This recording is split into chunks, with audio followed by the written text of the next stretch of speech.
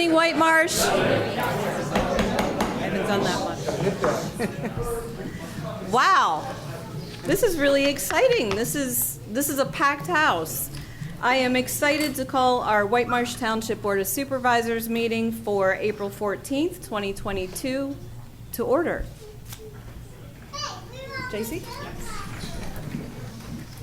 I pledge allegiance to the flag of the United States of America and to the republic for which it stands, one nation, under God, indivisible, with liberty and justice for all.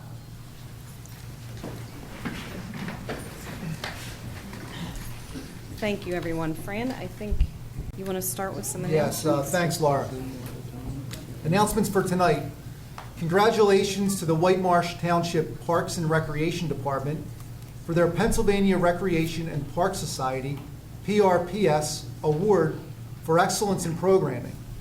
Recipients of these awards must demonstrate outstanding quality, innovation, range and value of appeal, community support, efficient use of funding, human and material resources in the development, delivery and use of programs, special events, publications, and promotions.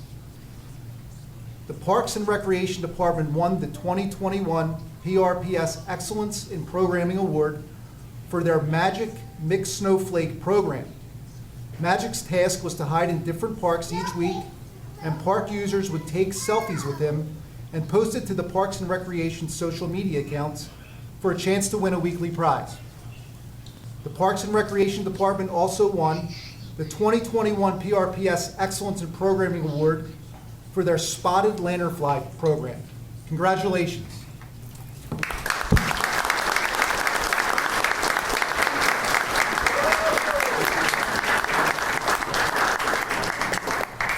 So Tom, I'd like you to come up. We have some awards that you've already had, but we are publicly sharing these awards. So this is Magic Mixed Snowflake. Congratulations. And the Spotted Lanternfly. Hold that for. Oh, they're gonna come down. All right.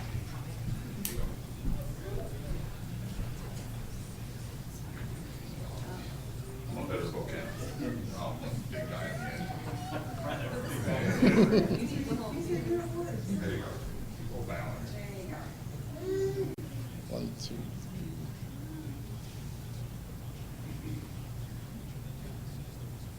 Great. Thank you. Congratulations.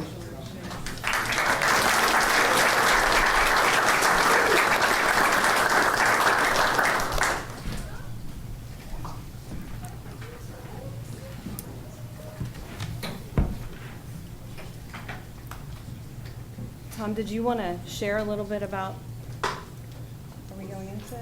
That was spot on. Just kudos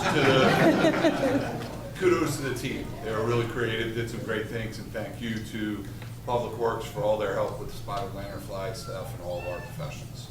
So thank you. Congratulations. So even though it's a packed house here, we do have some people, I don't know how many, probably not many. Is it just a couple that are coming in through Zoom?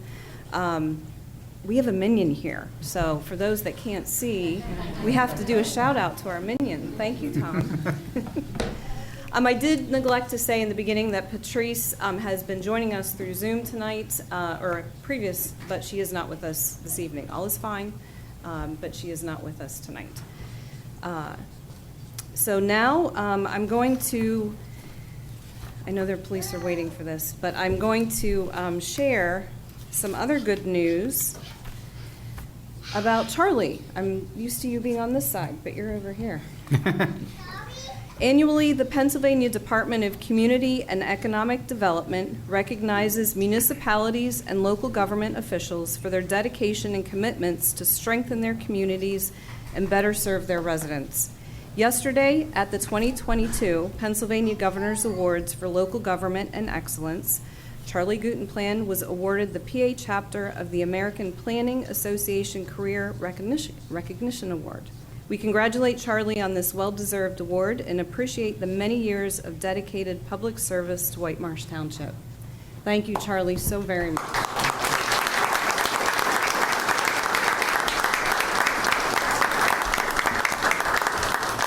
We will get you an appropriate plaque. We're not sure quite yet what it will be. Maybe a roll of plans, it's but in they my do want, office. need a picture. Sorry, I didn't bring it. Tom may have an extra.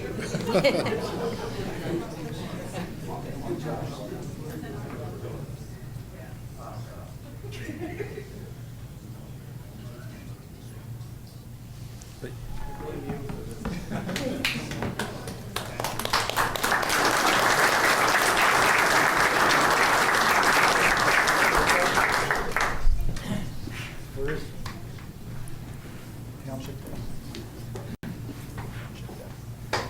Yes.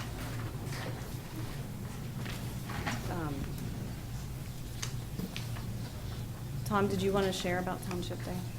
Sure. Okay. Yep. Okay. Thank you. Good evening. Good evening, everyone. Sorry I had my back to you all. Honored to be here tonight with our special guest, Stuart Dominion, share some fun facts about Township Day. Township Day is on Saturday, April 23rd at the Colonial School District, PW High School, Victory Fields, from 12 to 5 p.m. Let's talk safety. Township team's goal, along with our help from the police and emergency services, is to provide a happy, safe experience for all our attendees. With safety as a top priority, we want to highlight a few safety measures at this year's event. We're going to have hand washing stations throughout the event, hand sanitizer stations throughout the event, porta potties throughout the event, and spaced out vendor layout for social distancing for people. Let's talk sponsors. I want to thank the Board of Supervisors and Colonial School District as our host and our event sponsors to date. I will try to be quick like the person at the end of the commercials. Gilmore and Associates, Highway Materials, Whitemarsh Township Officers Benevolent Association, AE Clothing, Kilkenny Law, PICO, Militia Hill Security, TD Bank, Kappa Builders, the Staffos Martial Arts, General Recreation, Gailey Murray Communications, Jolly Green Giant Landscaping, Rockwell Associates, Danmore Tree Service, Davy Tree Experts, Treasure Sign, Payone Builders, Chiron Environmental Designs, Barron Hill Fire Company, Springville Fire Company, Whitemarsh Community Ambulance Association, FFCU, Republic Bank, Brookland Behavior Hospital, Quantum Restoration, Club Pilates, CPW Rotary, Chamber of Commerce for Greater Montgomery County, Brown's Family ShopRite, Courts at Springville Station, Kaplan Stewart, Down to Earth, Al Labruciano Team Real Estate, Fun Fields, Hollis True Value, Kona Ice, Anthony Party Rentals, Chemical Exterminating Company, and Circus Time Amusements. So it was a good sponsor rush, and we thank everyone very much for their support. We did partner with the Chamber of Commerce for Greater Montgomery County, and they helped us to reach out to over 700 of their participants, since we're a neighboring partner with them. We've been very busy planning, meeting with our emergency services folks all the way from the back of last year's event to the beginning of this month, and we'll meet again the day before the event takes place to make sure everything's safe, sound on the site. Let's talk vendors. For business vendors, we have 31. We have 9 crafters, 4 political, religious groups, 9 school groups and nonprofits, 42 sponsored tables, 7 others, restaurants, food trucks. We have 10. What do we have? 10. And he loves seafood. Cousins Main Lobster Seafood's going to be there. Street Side Barbecue, Amici's Vicianato Pizza, Menagerie Fields, Mexican Sandwich, Kona Ice, Batio's Ice Cream, Hardy's Funnel Cakes. Kids love funnel cakes. Sweet Things, Nuts and Candy, Popcorn, Cotton Candy and Treats, and Corn Company and Artisan French Toast Bite Foods. We have a total at this point of 112. Entertainment, we have kids. We have a magician, jugglers, clowns, DJ, photographer, karate presentation, a stilt walker, Moana and Captain America are going to be there. And also this year, we have a new aqua string band that's going to be doing the Philadelphia Mummers String Band Stroll.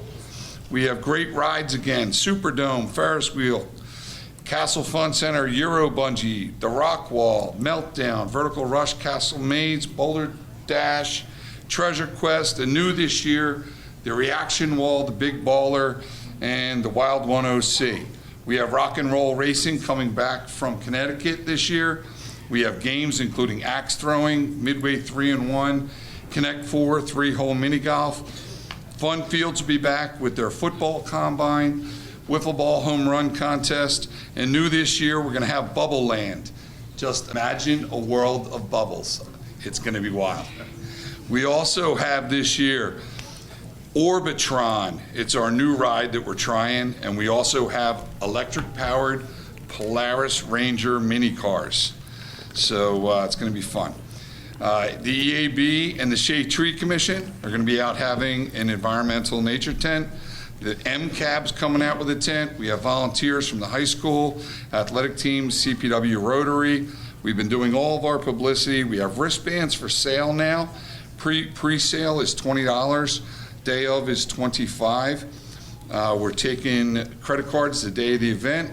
We have a shuttle bus that's going to operate, looping around from the 4-5 lot at Victory to Whitemarsh Elementary and Miles Park.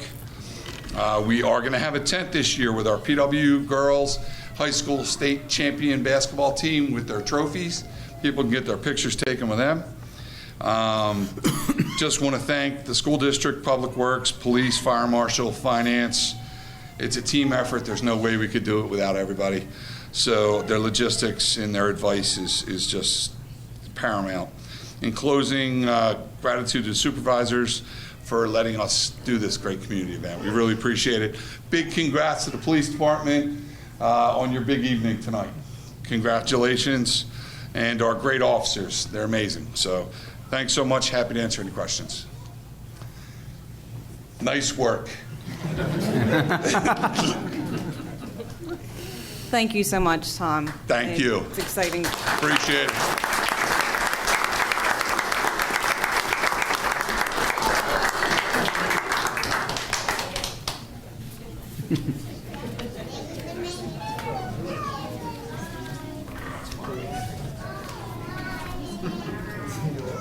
There you go.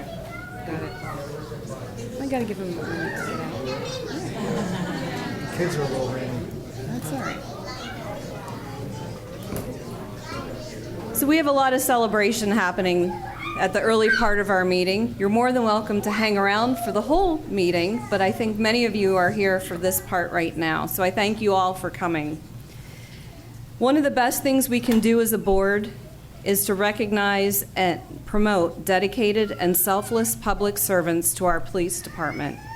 The pandemic has been extremely challenging for everyone, but perhaps for no more than our police officers. We are thrilled that we can gather in person to recognize them, thank them, and share with them this honor of promoting 3 of their own to the ranks of sergeant and corporal.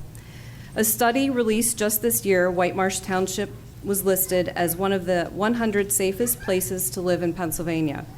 That's largely due to the tremendous work and talent of the men and women of Whitemarsh Police Department. They are our local heroes who risk their lives every day to protect our community to make it a better place. They are ordinary people doing extraordinary work. And we are truly grateful for their commitment and service to our township. Congratulations to Michael Burton on your promotion to sergeant, and to Matthew Stadoulis and Vincent Mundy on their promotions to corporal that are shortly coming. Chief?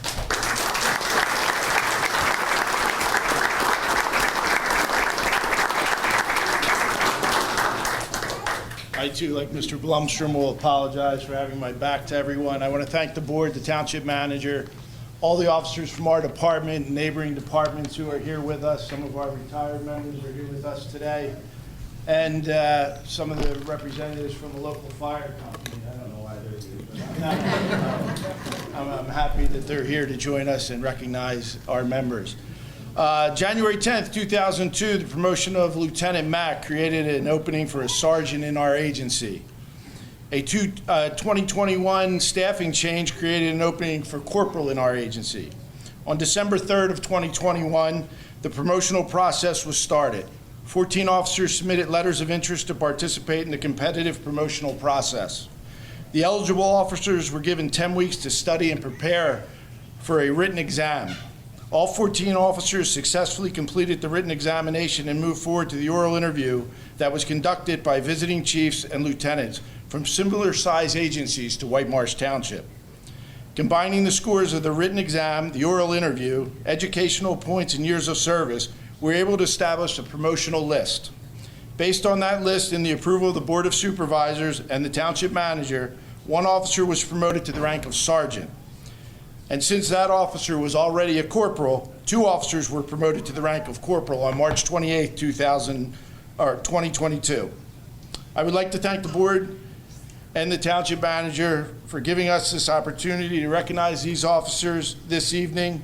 And I'm going to turn it over to Lieutenant Jeff Novak and Lieutenant Brian Mack, who will handle the introductions.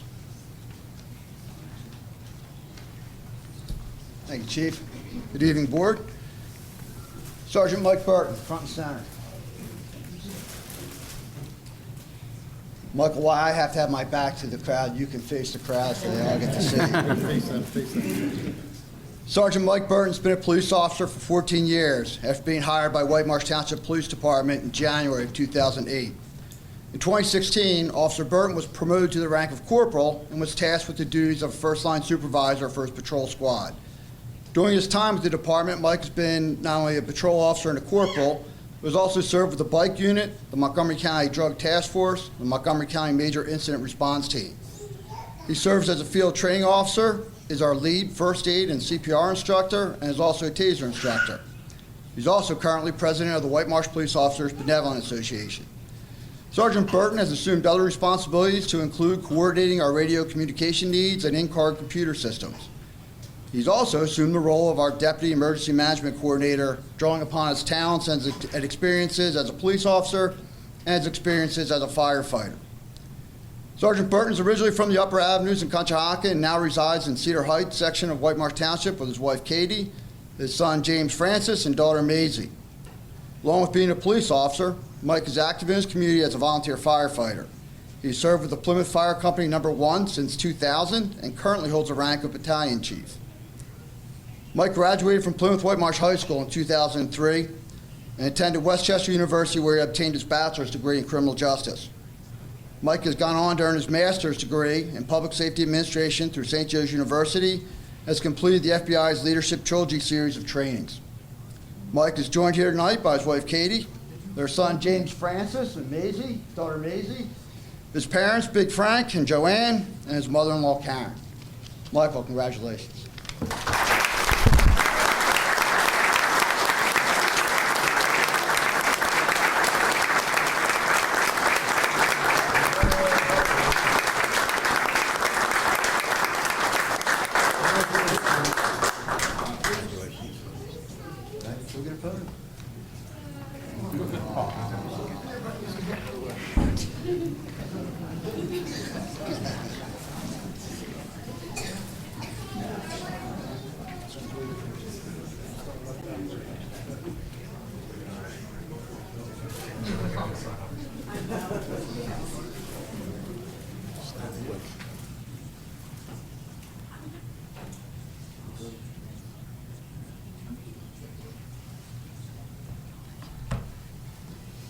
Anyone else in pictures? We can do pictures. You could do quick. Anything? Okay.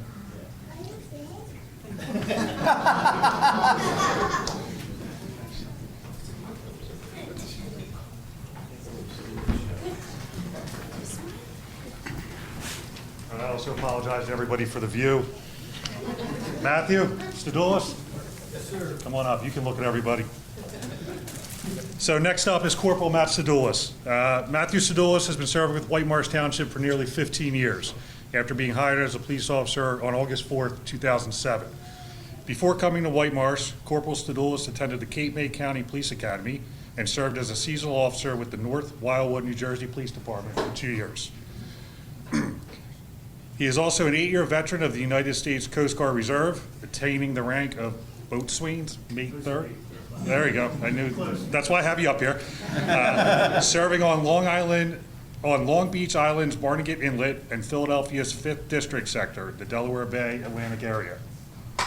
A short 2 years after being hired here, Corporal Stadoulis was instrumental in developing a proposal for Whitemarsh Township's first police canine unit. As a result of this work, Whitemarsh did adopt a canine unit, and Matt was selected as one of its first handlers, traveling to Mechanicsburg to be paired and trained with his first partner, Brock.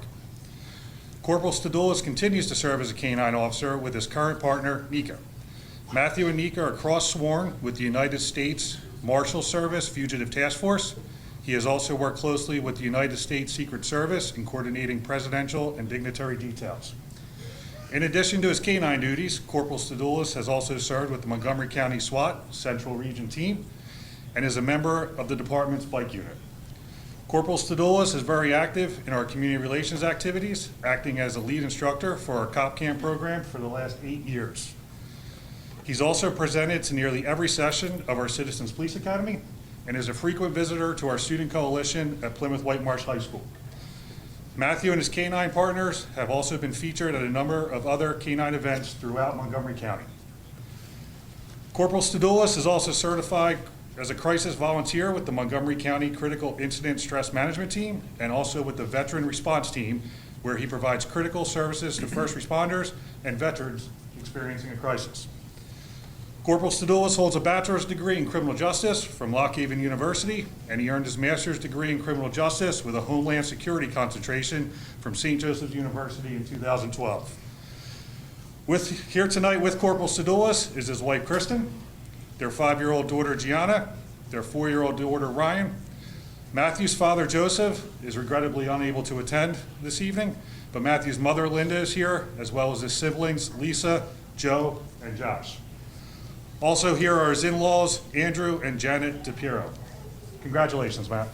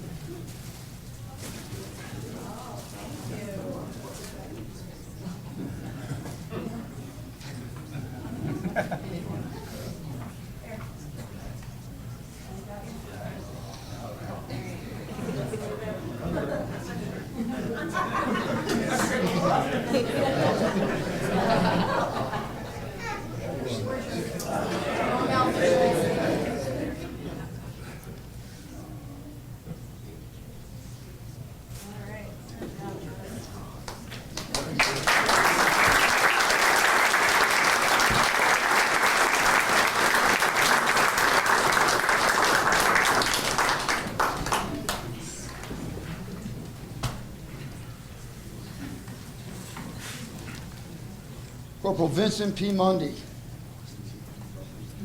Oh, Vincent. Here's your fans. Vincent P. Mundy's been a police officer for 12 years, having been hired by the Whitemarsh Township Police Department in June of 2010. In addition to his patrol duties, Vince is also a member of our bike unit, where he's responsible for the maintenance and replacement of all of our police bicycles. Corporal Mundy was previously assigned as a special assignment officer for the department, during which time he worked within the Traffic Safety Unit, the Community Relations Unit, and with our Investigations Unit. He's a member of our Montgomery County Drug Task Force.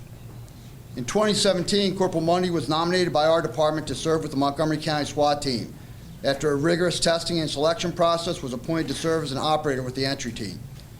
Vince is a de-escalation instructor and also serves as a field training officer, having trained 2 new officers for the department. In addition to all of these duties, Corporal Mundy is a very familiar face at all of our community relation events, including but not limited to assisting every year with our Cop Camp program, our Citizens Police Academy, and with our student coalition at the Plymouth Whitemarsh High School.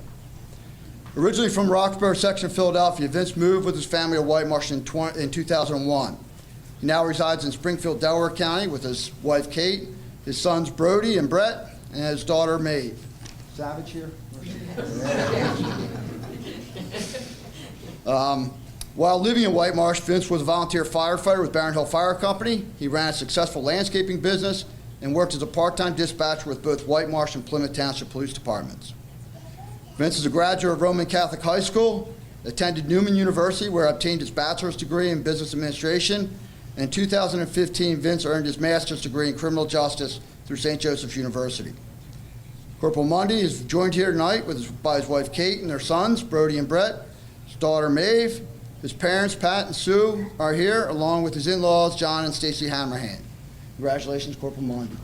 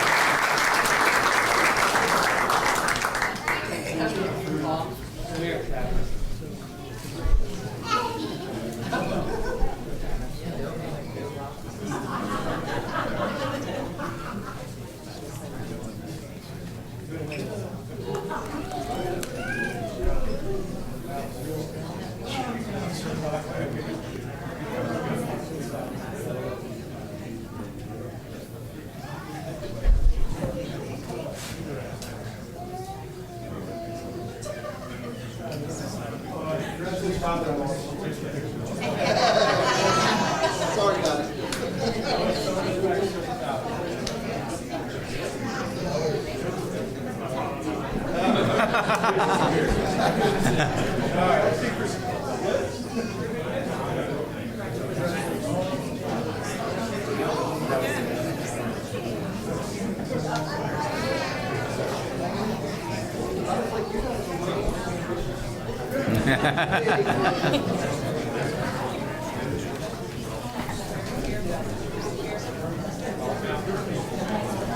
We thank everybody once again, and while I'm sure you would all enjoy staying for the rest of the meeting, you are more than welcome to take your leave. You are excused, as the chief would say.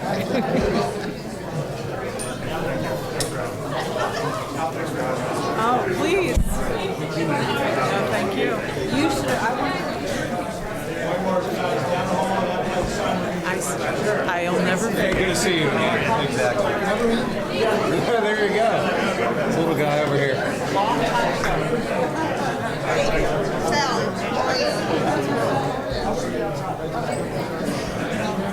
We're just going to pause for a couple minutes to let everybody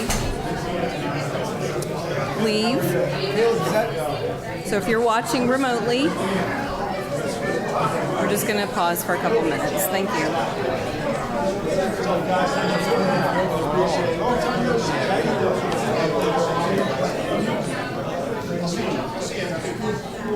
Good job, boss.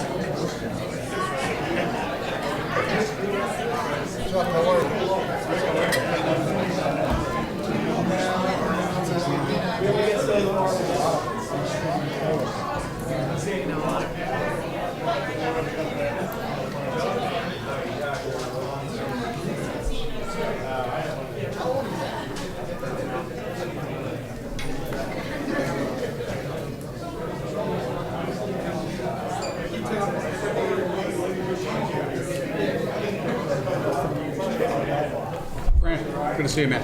Yeah.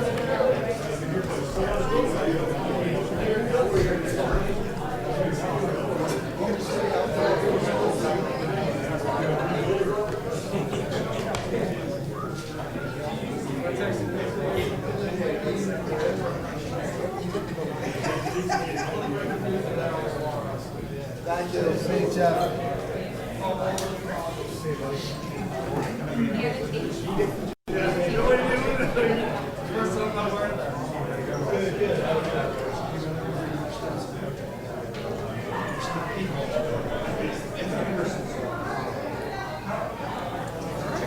conditional use for dog run. So there we go. Back to the grind.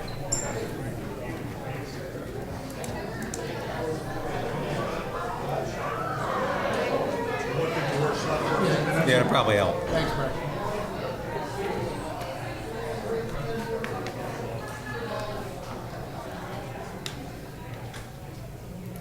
Wow, okay, so the energy is a little different now. But we do have a couple other exciting things to announce before we get into our public hearings. We have a couple proclamations, the first being Arbor Day, and I wanted to share some news, so thank you to Sean Halbum, wherever you are, and our Township Manager, Rick Meller, for gathering some points. Tree City, USA, the Arbor Day Foundation requires that a $2 per resident be spent on approved activities such as municipal leaf collection, costs associated with tree planting or maintenance, and costs paid to the township arborist. Our application was approved because based largely upon the cost of curbside leaf collection, but this year also included the costs associated with the tree giveaway and several municipal planting projects within the community. This year, we will also be eligible for a growth award, most likely should we apply. The award is based on a single-year action taken by our municipality to promote tree planting. The tree giveaway would be our eligible project. So I felt like it's exciting to read a proclamation, but we need to have some meat behind it. And what I just read is some of that meat behind it. So again, thank you for Sean and Rick sharing that. So the proclamation reads, Arbor Day 2022. Whereas in 1872, the Nebraska Board of Agriculture established a special day to be set aside for the planting of trees. And whereas this holiday, called Arbor Day, was first observed with the planting of more than 1 million trees in Nebraska, and whereas Arbor Day is now observed throughout the nation and the world, and whereas trees can be a solution to combating climate change by reducing the erosion of our precious topsoil by wind and water, cutting heating and cooling costs, moderating the temperature, cleaning the air, producing life-giving oxygen, and providing habitat for wildlife. And whereas trees are a renewable resource giving us paper, wood for our homes, fuel for our fires, and countless other wood projects, and whereas trees in our city increase property values, enhance the economic vitality of business areas, and beautify our community. Whereas trees, wherever they are planted, are a source of joy and spiritual renewal.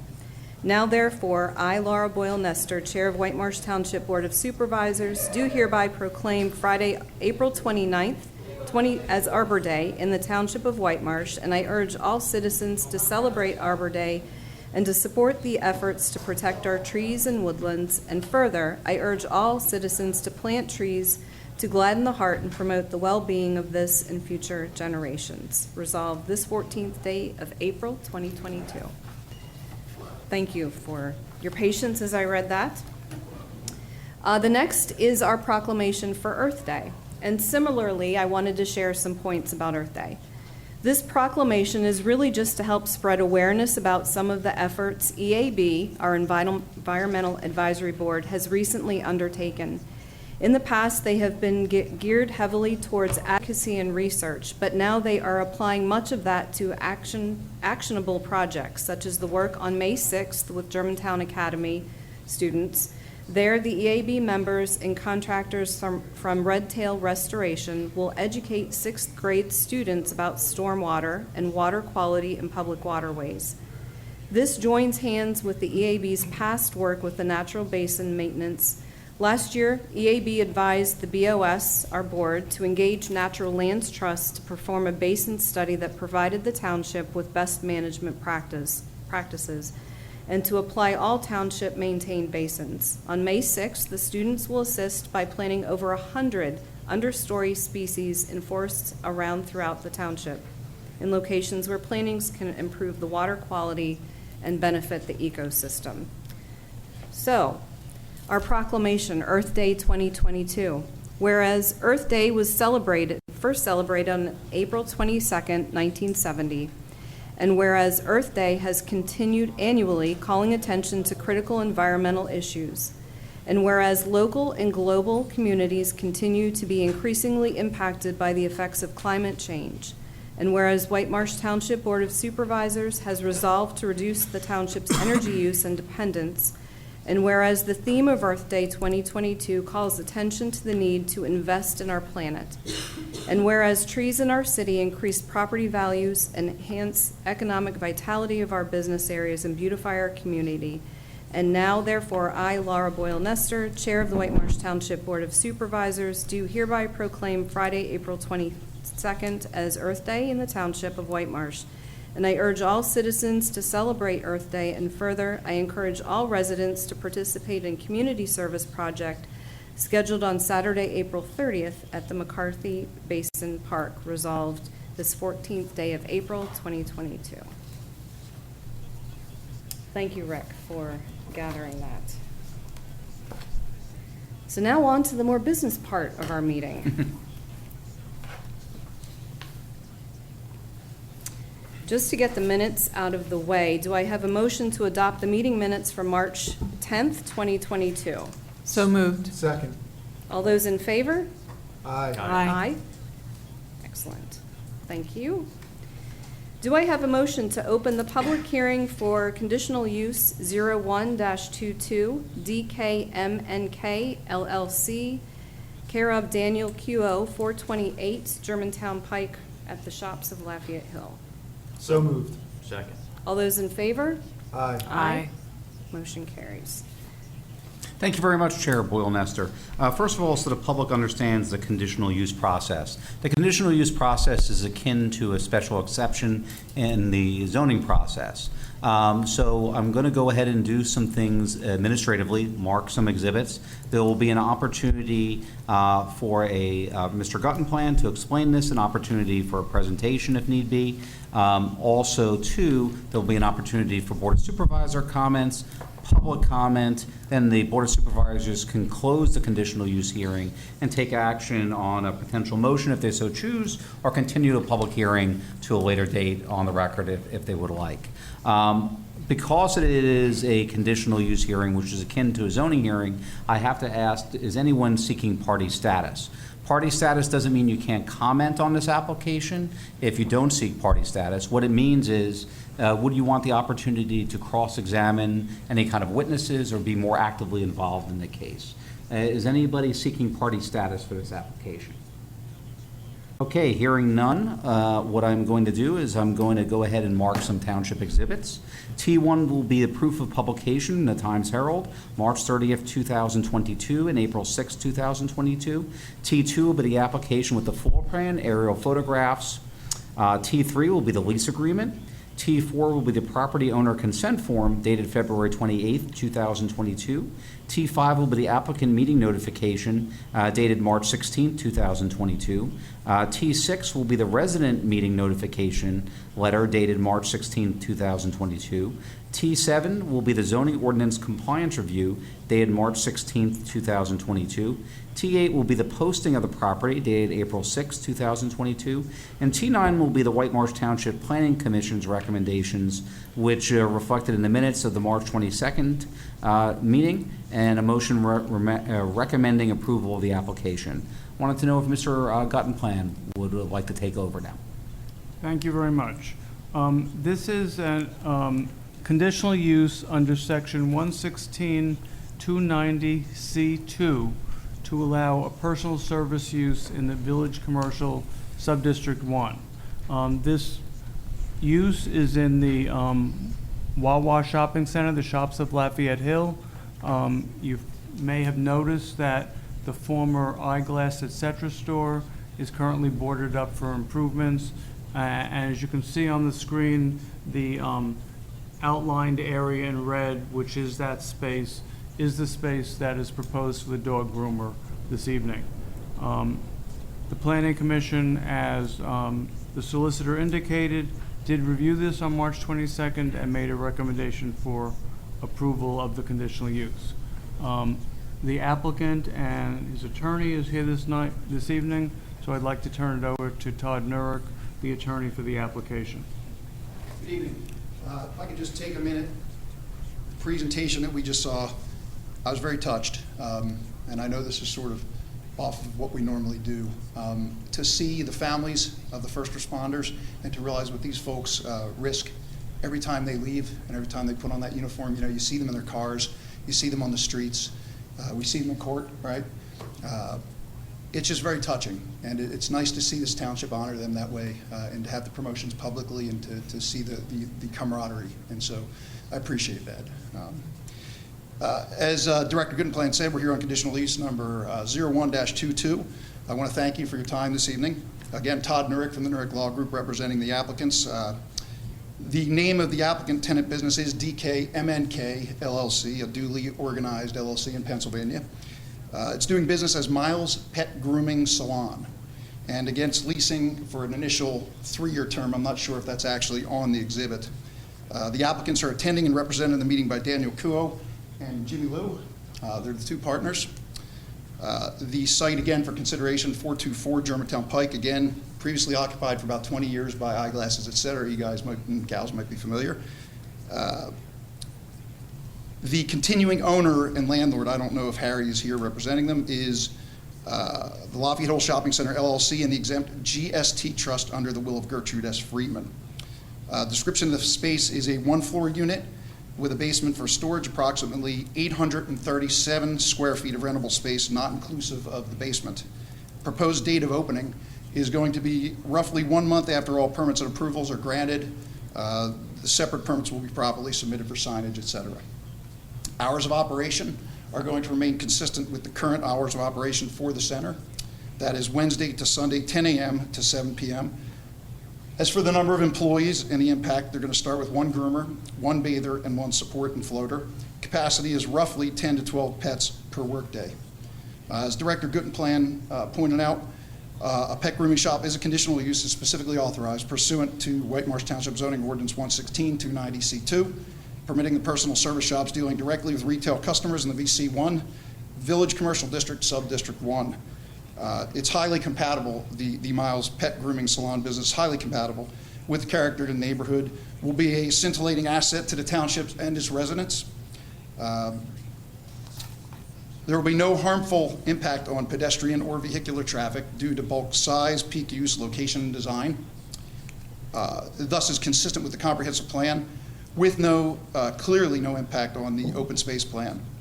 Along those lines and in compliance with 116-184F, there's more than adequate shared parking, which will continue as is. And there's no change to the square footage or to the size of the building.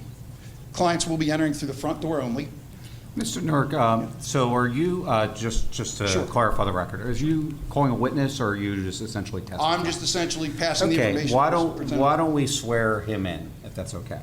Of So course, yeah, if glad you to. want to make that a Glad to. representation. Just raise your right hand. Do you swear the testimony you will give this matter will be the truth, the whole truth, and nothing but the truth, so help you God? I do. And what you said on the record, you consider sworn testimony? I do. We'll test that. Okay. We'll slate. And should you have any questions directly for Mr. Kuo or Mr. Liu, please feel free to ask. I'd be glad to put them here. And we're almost finished. Again, there's more than adequate shared parking, which is going to continue as is. There's no change to square footage, the size of the building. Clients will be entering through the front door only. There's existing water, there's existing sewer, so there's no adjustments that will be necessary. It's clear that the proposed conditional use will have no deleterious effect whatsoever on the current status of compliance in the shopping center with 116-292, sections A through E should it be approved. And that addresses, in my mind, any pertinent aspects, pending any questions from the board, anybody present. The only question that came to mind is with bathing and the water, is there anything with the sewer that needed, hair, fur buildup? Is there anything that had to get approval through Whitemarsh Sewer Authority? I don't believe anything needed extra approval that I'm aware. I do know that there have been significant steps taken with a specific type of hair trap that's being used and the landlord is putting in as well, that they're taking those extra protections. And again, if you'd like to address that with more specificity, I'd be glad to bring Mr. Kuo on. Speak to that, or did I cover? You covered. Any concerns? Krista, do you have any concerns? Not related to the. It's an industrial hair trap. Yeah. Sounds like that would be needed. Good. Right. And just a quick question, do you have a size or weight limit to the dogs that you will take for grooming? Why don't we swear Okay. him in and identify him for the record? Do you solemnly swear the testimony you will give in this matter will be the truth, the whole truth, and nothing but the truth, so help you God? I do. Can you state your full name and spell it for me, please? Sure. My full name is Daniel Kuo, Daniel, last name Kuo. Thank you. What was the question? I'm sorry. So my question is, I just wondered about, given the size of the square footage, is there a size or a weight limit in terms of the dogs that you will take to groom? Do you expect to be, grooming smaller dogs as opposed to like, much bigger dogs, or? No, so there's no weight limit. We just schedule by time, so a bigger dog, more time. The equipment will be sufficient. We'll get larger bathing tubs as well as stations for larger dogs and multiple sizes, so. it should be Okay, fine. great. And you're doing the bathing, not the pet owner doing the bathing? Like, The employees are. the employees are? Will the owners be waiting for the pets, or They they will drop be them not. off? They will not. So they drop off the pet. They'll have a assigned appointment time, and then they pick up once it's completed. So if an owner doesn't come back and pick up their pet, how many pets can you handle at one time? Probably around 8. That's a good question. Do you anticipate that happening in your experience? No. No one really likes to leave their dog there too long. They're more likely to leave a kid. Yeah. The only question I would have about that is parking at that Wawa over there can be difficult. We always urge, the employees to park it back and make sure that that happens, and I think that'll be good. Anything else? Yeah. That's all I have. Good. Thank you. Thank you very much. Thank you folks very much. Appreciate your time. Thank you. Does the board have any, is there any public comments? Yes, come on up to the microphone. Can you need come to come up? up, sir, and identify yourself. I'm just going to ask this basic question. Just so we You need to can come up and hear it. Yeah.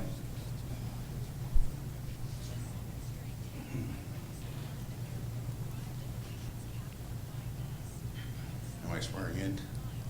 No, you were just making a comment.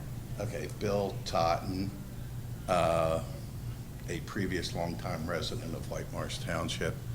So now I heard, sir, I heard you say 800 square feet. The exact amount of square Or s- footage. Rentable is approximately 837 of rentable space, not inclusive of the basement that's used for storage. That's what surprised me. I mean, if you look at the length of the built, so does the basement go under the entire first floor? I think you guys need to know this. I mean, otherwise it doesn't make sense. The basement's not going to be used for anything other than storage. There's going to be no customers, no clientele, no visitation in the basement. It's going to be used, I'm imagining, for some spare product. Okay, but you counted that in your square footage figure? No, I did not. Exclusive of that. Oh, you said exclusive? Yes, yeah. Oh. But not inclusive of the basement. Fair Then never- question. So it was just first floor? Correct. Was I the only one who heard it wrong? Sorry. Could have Okay, been. I didn't get it. Could have been. That's okay, that's fine. Good to know. Any other questions? Does the board have any questions? Do I have a motion to close this public hearing? So moved. Second. All those in favor, please signify by saying aye. Aye. Motion carries. I think we're good to move down.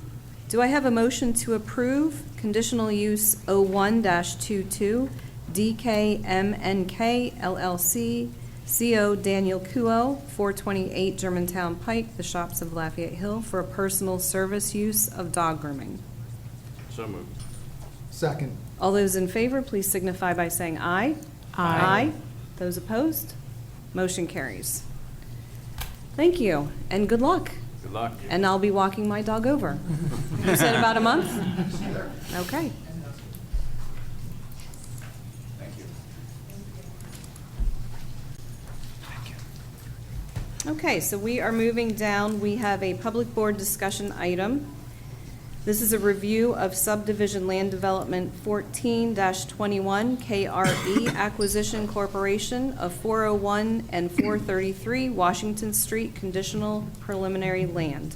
This is a 598 apartments located in both Conshohocken Borough and Whitemarsh Township. So Chair Bullnester, before Mr. Murphy begins his presentation, he was generous enough to reach out to me and basically say his professionals are available here if there are questions, but he intends to do most of the presentation for them. But if there are additional questions, he'll be happy to call them up.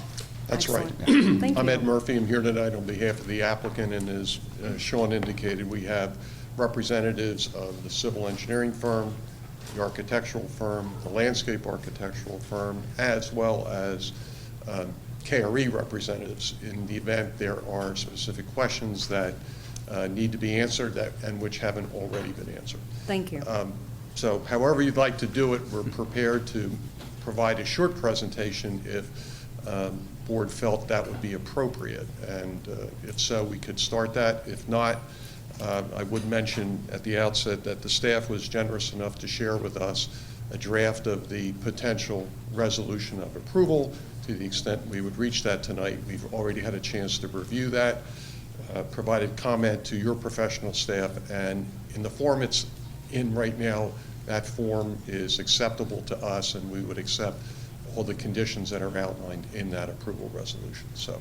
And that's correct, Mr. Murphy. I just wanted to, and I know we already spoke about this, it's staff's recommendation that waivers 1 and 2 be denied by the board. That's right. Okay. With regard to the traffic study and the traffic impact fee, we've agreed that those items would be deferred to final plan because tonight is preliminary plan only. So we're in the process of undertaking that traffic study, and upon receipt of it, review with the staff, all of us will be better informed about how to address those several issues at the time of final plan. But you're right, Sean, that's right. And if I could, related to that, there is a condition in the resolution requiring the traffic study to Correct. be prepared prior to final plan submission. That's correct. So you're covered.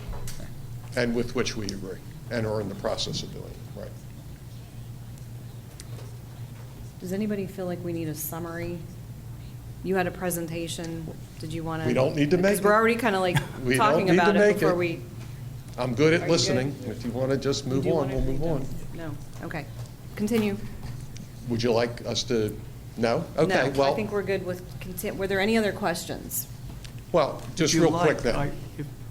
Go ahead. You can 'cause I have the don't- applicant, or I can give you a short, very short summary, and then you can decide whether you want a presentation or not. All Why I don't was you going do to that? tell you, or Charlie will tell you, is the steps that we've taken from almost a year ago to where we are tonight. So if you want to do it, feel free, I'll do it. I'm sure there'll be things for you to add, Ed, don't worry. I just want to give some background because this Thank is you. a somewhat unusual development. First of all, it's split between Whitemarsh Township and the Borough of Conshohocken. The majority of the project is actually in the borough. The entire area is about 10.66 acres. We have about 2.91 of those acres. Right. There are 598 apartments proposed in 4 buildings. We will have 60 of those apartments, all located in a single building. The Washington Street frontage is completely within the borough. Most of the riverfront frontage is in the township. So it is a very unusual process. The Planning Commission, as you heard, did look at this project on March 8th and did make 3 separate recommendations. The first was to approve all the waivers except the first 2 that you've heard about relative to the traffic study and the traffic impact fee. They made a second recommendation recommending denial of those 2, and then they made a third recommendation of approval of the plan in general. And this is, as you can tell by the fact that there's conditions that have to be met before final plan, this is being reviewed only as a preliminary plan. And that's really all I wanted to mention, unless you have some questions, and happy And to I turn it take back issue to Ed. with none of that. I fully support everything Charlie said. So the only thing I'd add is that And as you all know, because I know most of you are liaisons to other boards and commissions in the township, excuse me, we've been interacting with township staff probably for almost a year now with the first new sketch plan that we presented. We all knew that the earlier O'Neill plan that was approved in between 2013 and 2015 had various issues with it, so we have completely redone it. And in the last year, we've had multiple meetings with the staff, consultants, and the various commissions, most recently Shade Tree. And we've received favorable endorsements from everyone. The plan is, we think, and I think your staff and consultants agree, is far superior to the plan that was approved 7 years ago. So, and the waivers that we are seeking, that about which there's no disagreement, were the same waivers that were presented and approved as part of that earlier 2013-2015 era of this plan. So we feel confident and comfortable where we are. We think your staff and consultants do as well, and that's why we're confident that a preliminary plan approval at this stage, given what we've done, would be an appropriate step. And we agree that until we do the traffic study and address other plan issues about which we're agreeable, that we'll come back in the future with the final plan proposal. But that's where we are tonight. Thank you. Do we have any other? I was just going to point out, if I could, it's a little hard to see on this graphic, but this is the Borough Township line, this diagonal line. Right, and as Charlie said, conversely, while Washington Street is entirely in the borough, about 65–70% of the several acres that are along the riverfront is in the township. And most recently, the plan you see there represents the plan that the Landscape Review Committee had most recently looked at, and I believe heartily endorsed. So it's much different than the original O'Neill plan, principally because the earlier plan had at-grade basins and rain gardens and things like that in the area of the open space adjacent to the river. This plan incorporates a newer concept of DEP for managing stormwater called the managed release concept, which enables us to put the basin underground. So there's more availability and usability of the open space. The reason why it has to be a managed release is because, as we all know, it's an Act 2 site and it needs to be remediated, and you can't infiltrate because of that. So it's a newer concept that DEP is recognizing for treatment of stormwater management for brownfield sites that can't be infiltrated. So it reclaims a lot of the Schuylkill River frontage that was otherwise unavailable to the public in the earlier plan. And the other real significant design change, which you can see on the screen, is the creation of what we've referred to as the living street that extends from Washington all the way to the river, and which is truly public and invites everyone to get to the river, where the O'Neill plan never afforded anybody that opportunity. So it's a significant design change that creates a lot more public interest and encouragement for the public to access that and to access the river. So, and again, that concept has been roundly supported by the staff and consultants as well. So. Excellent, thank you. Mm-hmm. Charlie, Krista, did you have any other comments? I would just ask that the applicant's engineer reach out to agree upon the scope of the traffic impact study. And that's agreeable? Yeah, sure.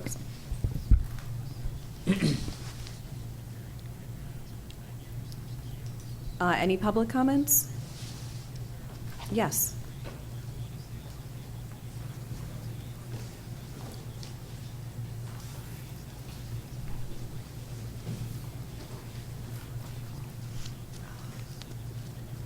Sidelzo of Harts Ridge Road.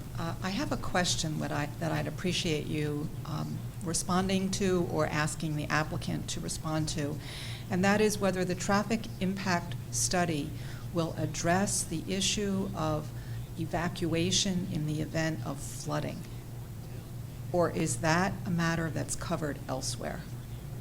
And A corollary would be, I understand it's 598 apartments, but how many parking spaces will there be here? And how many spaces are within the floodplain or the floodway? And therefore how many cars might have to be moved in the event of one of the storms that seem to come every summer or twice a summer? Thank you. I'll sit down.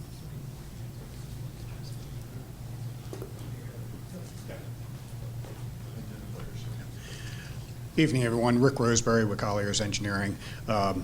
So the traffic study will not address the evacuation of vehicles, but we are preparing an emergency evacuation plan, which is also a condition of the Conshohocken Borough approval. And I have to tell you, we've been working with the emergency services. They were actually the first agencies we met with when we kicked off this project. I think we've had at least 3 meetings with them so far. So there will be a complete emergency evacuation plan for the property that we will submit to both Conshohocken and Whitemarsh. One thing that we did say early on is this project's a little bit different because KRE owns the property. They're going to be managing the property. They're going to have staff on site in the buildings managing the property. So there's going to be direct communication between the owners and the people that live there. Regarding the parking spaces, this entire property is in the flood zone, so it will require all the vehicles to be evacuated, and that is part of the emergency evacuation plan. Thank you. And did I read somewhere that there was a location, like if there is a place to take the cars? That's Any idea where that would be? Yeah, when we met with Conshohocken, they do have designated areas where they tell people to take the cars to, and they're actively working on new areas to make sure that and I actually believe they have an RFP out now for a parking garage, which would be able to be used for storage of vehicles also. But that is part of not only our plan, but it's part of the borough's evacuation plan also. Will the evacuation plan be submitted as part of the final plan package? Yes. Thank you. The number of cars, I can't see it on the screen here. There's 750 cars proposed Yes. On the site. Yeah, 751. Okay. Thank you. Thanks. That was helpful. Any other board comments? I'd just like to thank you for respecting the riverfront, doing a nice job with it. The pedestrian walkway, the pedestrian access, it's going to be a nice addition to the riverfront. Good. Excellent.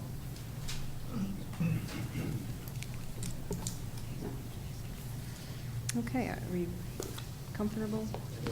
Good, okay. Do I have a motion to adopt Resolution 2022-112, granting conditional preliminary plan approval for SLD 14-21, KRE Acquisition Corporation, 401 and 433 Washington Street for 598 apartments located in both Conshohocken Borough and Whitemarsh Township? And all waivers with the exception of 1 and 2 related to traffic and traffic impact.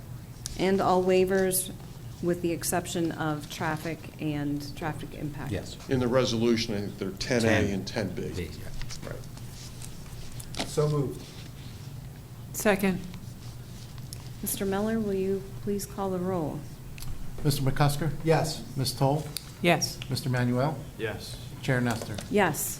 Great. Thank you very much. Congratulations. Good. Good luck.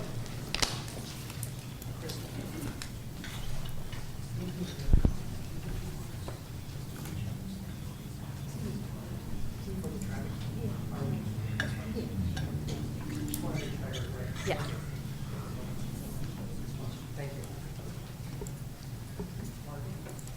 Wonderful. We have one other discussion item on the agenda tonight, and this is a review of the subdivision land development 01-22-9, sorry, 01-22 for 931 Spring Mill Avenue LLC, known as the Westy Project.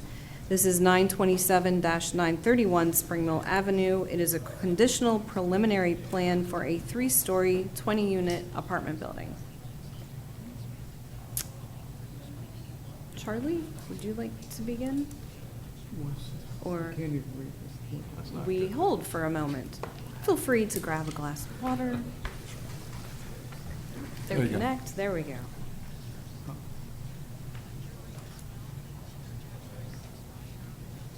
Perfect. Okay. Thank you. We're still learning this technology. That's all right. We've only had it, what, a week? 2 weeks? This is, if I can introduce this project, this is a project that I'm sure many of you know, the old Frederick's Garage. This is the Frederick's Garage site plus a very small site next to it.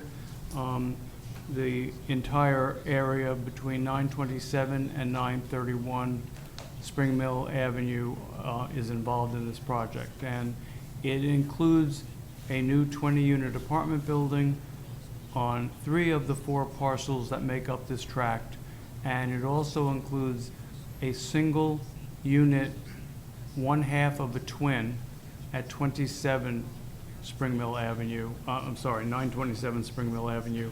And so this is actually a 21-unit development, and it's being done as an integrated development. You'll see the plan in a moment. It's the apartment building is a 3-story building with parking on the ground level. The parking accommodates all of the dwelling units, including the parking for the 1 twin at 927. This is in the Riverfront Development District, Subdistrict 2. It is one of the first developments that is including our electric vehicle parking spaces. They have 2, given the size of the parking facility. This was in front of the Planning Commission on March 22nd at their meeting. There was a unanimous motion recommending approval of the waivers and a motion also recommending approval of the plan itself. There was part of the approval of the plan was a strong recommendation that there be consideration given to a green roof that the Planning Commission felt would be ideal for this particular apartment building. So I don't know if the applicant is prepared to discuss that tonight, but that was part of the Planning Commission's motion. Again, this is a preliminary plan. Final plan will come later. And with that, I will introduce Chuck Borkowski, the developer and applicant. And he does have a PowerPoint, and if he'd like to go through it, I have a remote you can do that with. Right arrows forward, hopefully.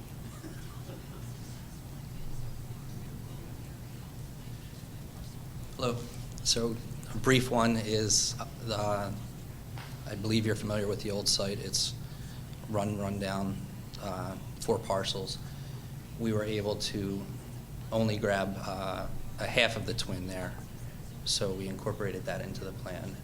And as Charlie said, we have underground, understory parking, and then 3 units above to kind of run with the grade of the system. We are complying with most everything. We have a ton of landscaping we are doing.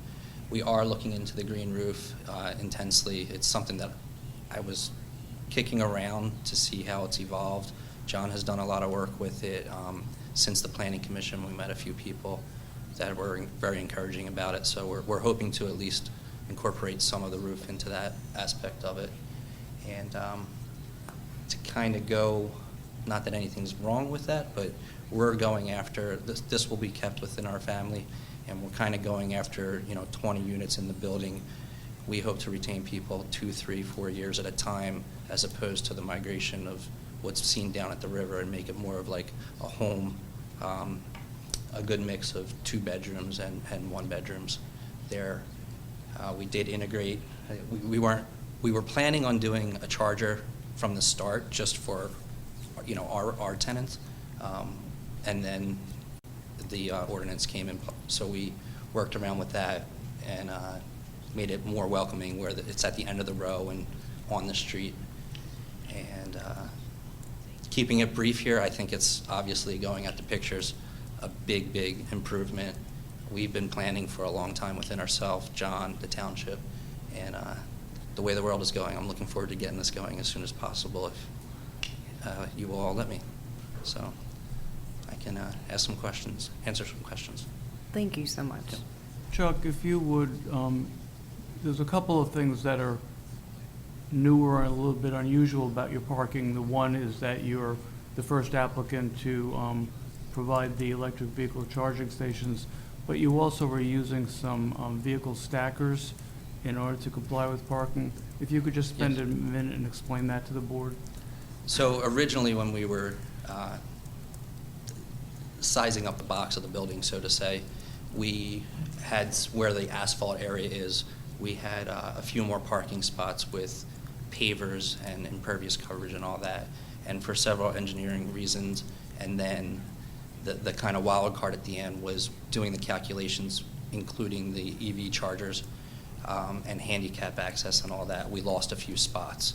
So with a lot of the building and the box already, conforming to the site and what we anticipated architecturally, if we were approved, we started looking around to what we see a lot in the city, and I've been down south a bunch, and I've been seeing them pop up everywhere, and it's an auto stacker. It's pretty simple. It's a push button. You pull one on, it raises, and it allows you to get two spots out of one, essentially. So in redesigning the parking lot, we tried to save on the parking and incorporate these, which again, I think it's something new, like Charlie said, with the EV charger. I think they're going to be popping up a lot more. I know a few people in Conshohocken are looking at them now. And again, if you go around the city and all over any urban areas, they're there. Relatively easy. Very cool. Is it essentially a straight up and down hydraulic system as opposed to flipping cars out? There's many systems now, but yes, this one right here will rotate it. You push your apartment number in. So this will rotate it out? And it rotates, yeah. Kind of like a big old vending machine for vehicles. Right. Thank you. Hope it's better than a vending machine. Okay. Yeah, we don't want vending machines. Very, very creative. Thank you. Charlie, were there any other aspects that were unusual? I know the green roof, the I parking. don't think so. I Okay. think everybody is looking forward to an improvement to the site. Mhm. You very quickly saw some of the existing condition pictures. This is a site that I know has been really ripe for redevelopment for a long time, and I think it's pretty exciting to see that this is hopefully coming to fruition. How far along are you again on the green roof development? We've had 2 meetings about it, but nothing, honestly, just as far as construction, I'm worried about the weight and all that. And again, to go back on just the way everything's happening with the steel industry, all that stuff, we want to make sure we can source everything to keep going. But by no means am I opposed to it. It's something we wanted to do for a while, and kind of looking forward to it if we can incorporate it, being that we're keeping the building. So it'll give them more. We have lots of trees and shrubs and all that stuff, but it'll give us, just more presentation for the tenants. So at what point in this process will we know if you're committed to moving forward with it? I'm hoping, as fast as we go. We're going down to visit, I think I'll mispronounce it, but down at the University of Penn, it's a CIRA project, I think it was called, which is basically a parking garage but they incorporated a lawn and all that stuff. So we're trying to arrange for everybody to get down there and check that out. Now, you mentioned this is going to be with your family. Are you planning to be living there? No. I hope I'm allowed to stay. No comment? Depending on how the meeting goes. Okay. All right. Any other board comments? Do we have any public comments?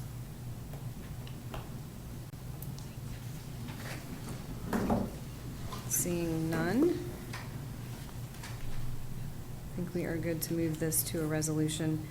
Do I have a motion to adopt Resolution 2022-113, granting conditional preliminary plan approval for subdivision land development 01-22, 931 Spring Mill Avenue LLC, Westy Project, 927 to 931 Spring Mill Avenue for a 3-story, 21-unit apartment building?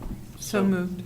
Second, with the request that the applicant make a good faith effort to move along on the Green River. Absolutely. Thank you. Agreed. Mr. Miller, we call the roll? Mr. McCusker? Yes. Ms. Toll? Yes. Mr. Manuel? Yes. Chair Nestor? Yes. Good luck. Thank you very much. Thank Appreciate you. it. Thank you, Charlie. Chris.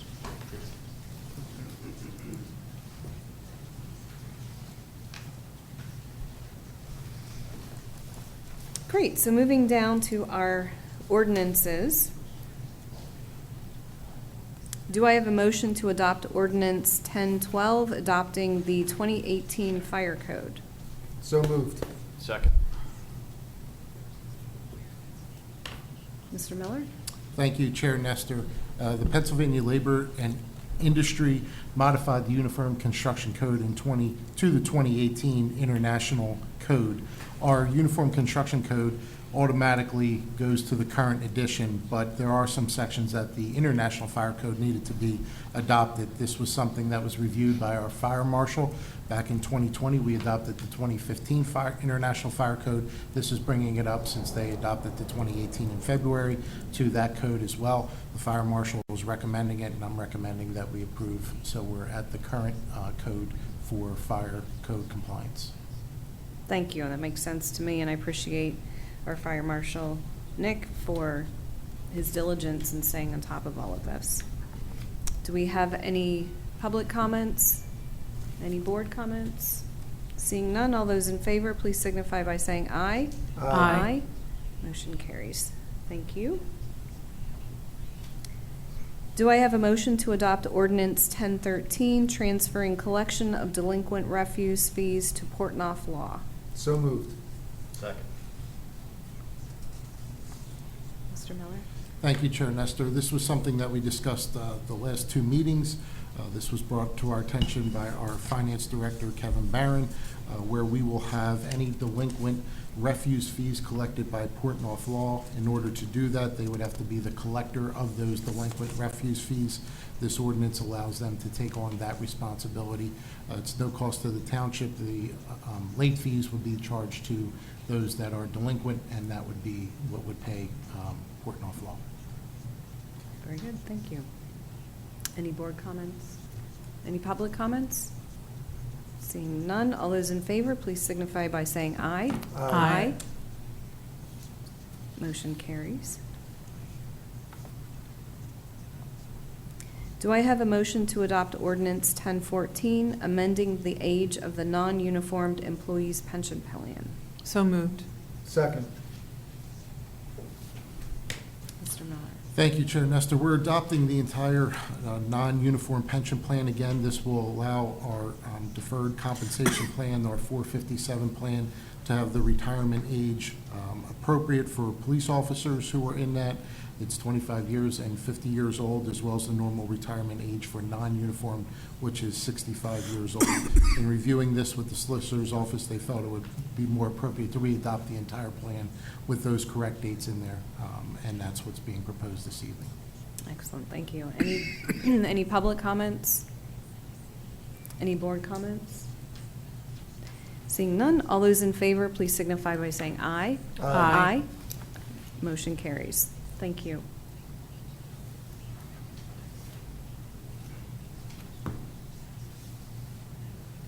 Okay, now we are down to our motions. Do I have a motion to authorize extension of the agreement of sale for the Corson property Tract, which is Abolition Hall, Butler Pike? So moved. Second. Mr. Miller? Thank you, Chair Nestor. We are getting closer to the settlement on the Abolition Corson Tract. We are still working with the private donor on the gift agreement, which is still coming and available that is needed for the purchase of the property. In our discussions with them, there is a little bit more time that they need in order for that gift to become available. We ran this by the seller. They were okay with it, as well as the Art Center, who will be a partner in this agreement. So this is allowing us to have basically an extra 2 months until June in order for that gift to become available so that we can move forward with the settlement on that property. As again, advised that the gift is still forthcoming from that private donor, but just a little bit more time is necessary. So it was advised by the solicitor's office that we have an amendment to the original agreement of sale so that we have that documented. It's been signed by the sellers, it's been signed by the Art Center, and it is before you for your consideration and approval. Thank you. Do we have any public comments? Yes.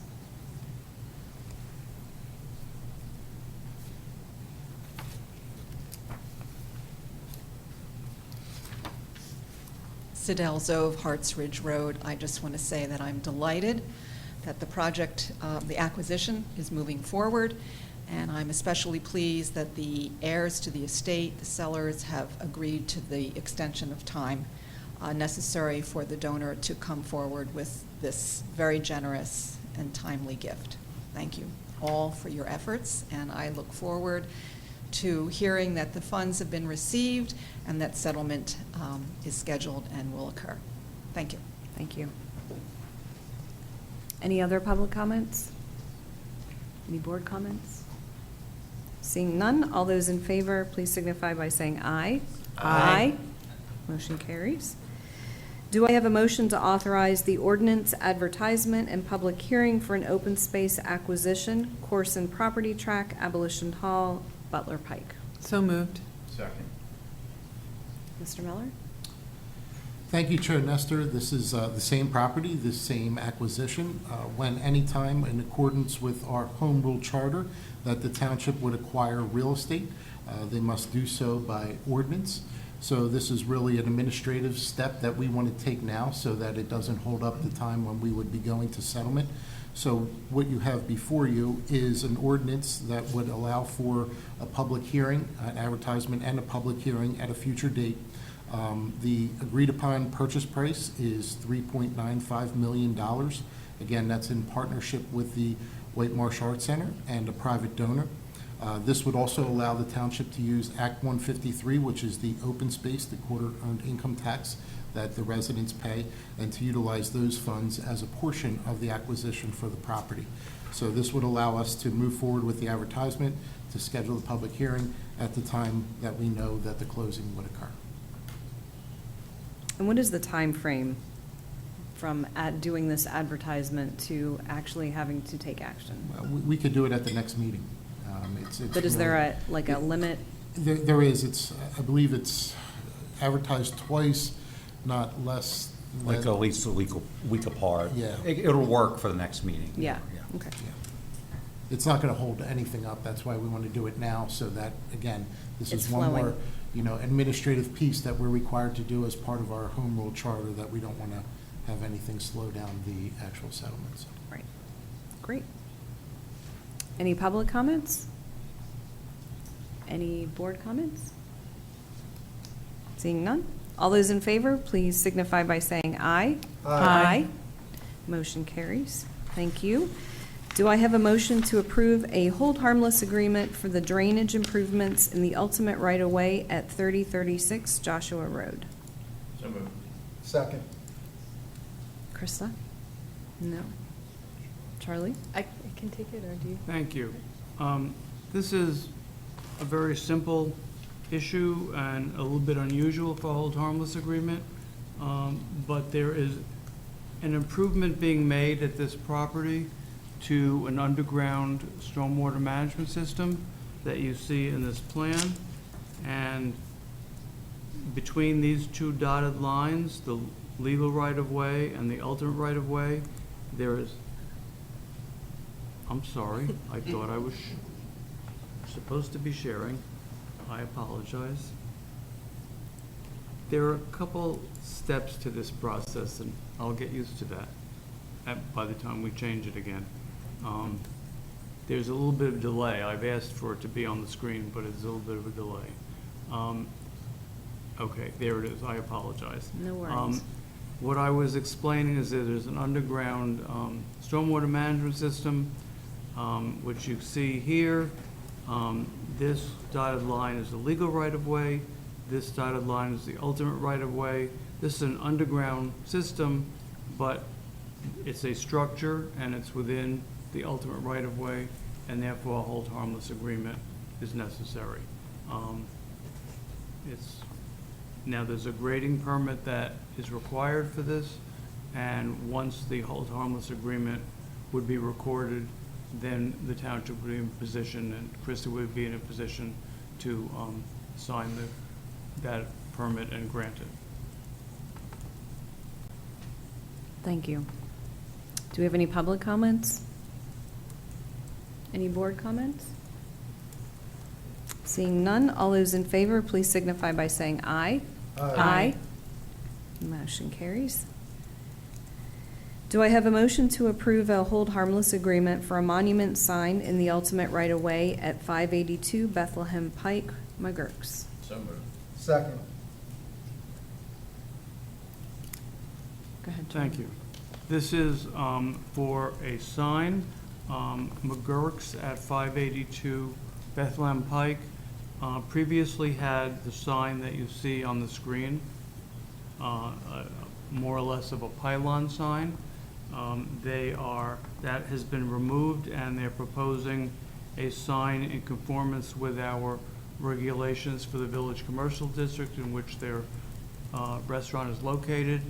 This sign will be approximately in the same location as the sign you just saw, and in fact, if you look closely at this, the pole that held up the pylon sign is sketched through the middle of the stone base. So this sign will replace the sign that has recently been removed. This has been reviewed by Chief Ward of the Police Department, and he finds no sight distance issues in relation to this. So we are recommending that the hold harmless agreement be approved. Excellent, thank you. Charlie, is this adjacent to the drive aisle? It's not encroaching into the drive aisle, right? Correct. They've been through a lot, so it's good to see them have a nice sign. Any public comments? Any board comments? Seeing none, all those in favor, please signify by saying aye. Aye. Motion carries. Do I have a motion to allocate $1,059.11 in donations received from Spring Shredding Day Whitemarsh Community Ambulance Association for volunteering their services in coordinating activities on the day of the event? So moved. Second.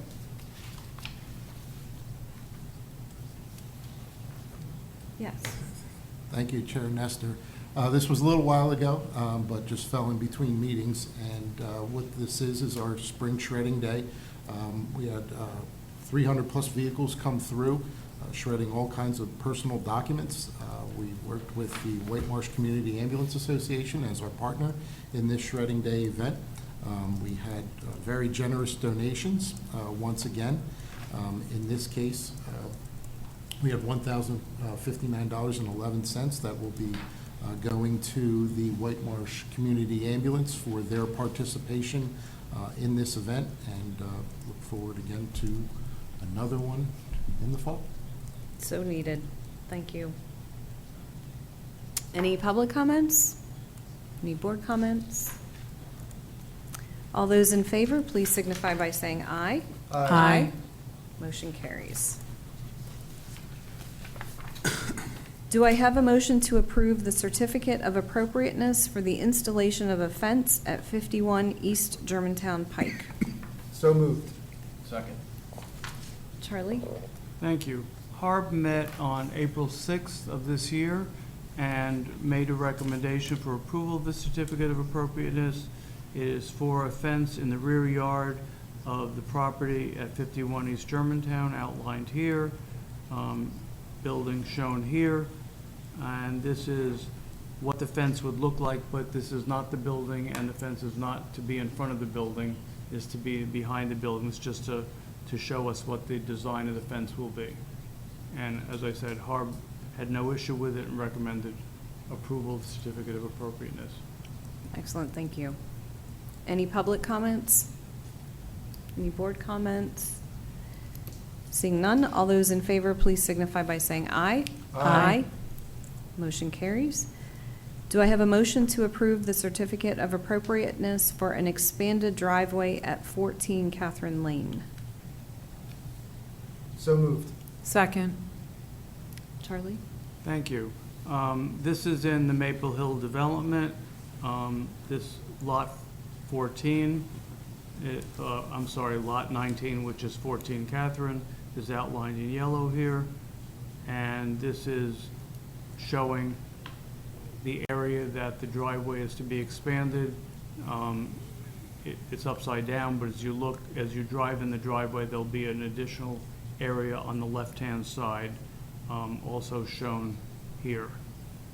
This area to the left of the existing driveway, where you see the basketball net, is the expansion area.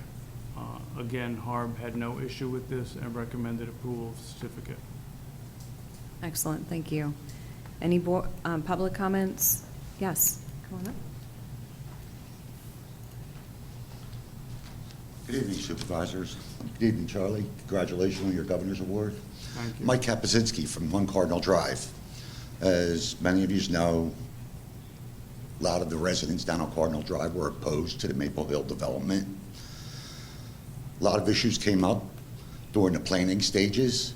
Number one was flooding. There were many variances granted to Mr. Payone for the situation. Few of the variances were for storm drainage. Back in the proceedings through the planning and zoning up here with Charlie, and I had raised questions what the elevation was between Spring Mill Road, Cardinal Drive, and Butler Pike. Mr. Payone voluntarily said, yeah, it's approximately 38 feet in an elevation difference. And as we all know, water runs downhill. Well, the storm basin was put in. I know Charlie's had a few issues in the past with it not working right.